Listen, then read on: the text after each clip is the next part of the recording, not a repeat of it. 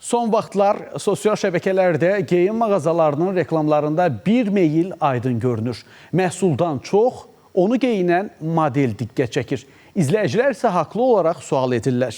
Bu paylaşımlarda reklam olunan geyimdir, yoxsa qadın bədəni?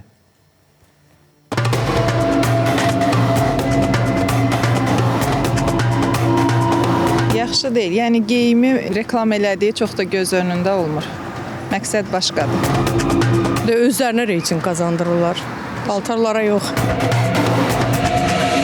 Bir çox geyim mağazaları artıq məhsullarını tanıtmaq üçün klassik çəkilişlərdən imtina edib. Onların yerini dırnaqarası cəlb edici modellər alıb. Kadrda geyimdən çox bədən ön plana çıxır. İşıq, bucaq, duruş. Hamısı izləyicinin baxışını məhsuldan çox modelə yönəldir. İzlənməmizi artırır, ondan sonra sifariş daha çox olur. O modeli birincisi məcbur eləmirik, yəni o geyinə də bilər, geyinməyə də bilər onu. Sadəcə biz paltarı, yəni belə paltarı çıxardan belə çıxardıq. Biz də bunu alırıq ki, yəni kütlə olaraq, yəni bizim mağazada belə paltara daha çox üstünlük verildiyi üçün biz elə mallar alırıq. Kimi modellər üçün bu sadəcə işdir, kimi üçünsə görünmə imkanı. Amma ortada bir sual qalır. Seçim edirlər, yoxsa sistem onları bu seçim etməyə vadar edir? Elə bir model var ki, yəni sırf yəni ehtiyacı üçün gəlir yaxınlaşır. Eləsə var ki, reklam üçün, özünün reklamı üçün yəni yaxınlaşır bizə. Model üzərində yəni sifariş olaraq da daha çox tələbat çox olduğuna görə onun nisbətini biz götürürük. Ona görə modelə daha çox üstünlük veririk. Mağazalar üçün məqsəd artıq məhsulu göstərmək yox, baxışı cəlb etməkdir. Çünki bugün sosial şəbəkədə satılan tək şey geyim deyil, diqqətdir. Diqqəti cəlb edənsə çox vaxt qadındır. Niyə başqa yollardan istifadə eləmirsiniz? Məsələn, sırf modellərdən istifadə edirsiniz ki, onların əynində çəkilsin, göstərir. Modelə onun oturuşu daha gözəl göstərir paltarı. Ona görə yəni çəkiliş stenddə yox, model əynində olanda daha yaxşı olur. Bizdə video rolikləri olur, stend üzərində çəkilişlər olur.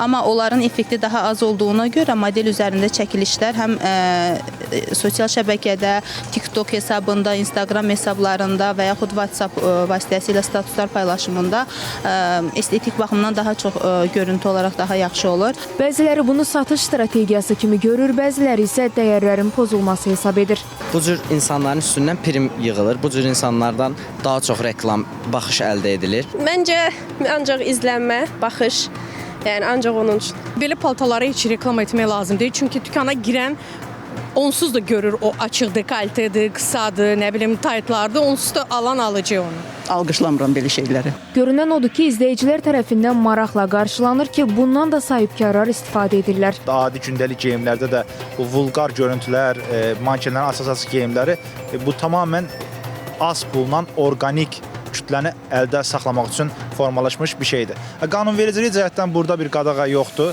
tam qanunidə olunan.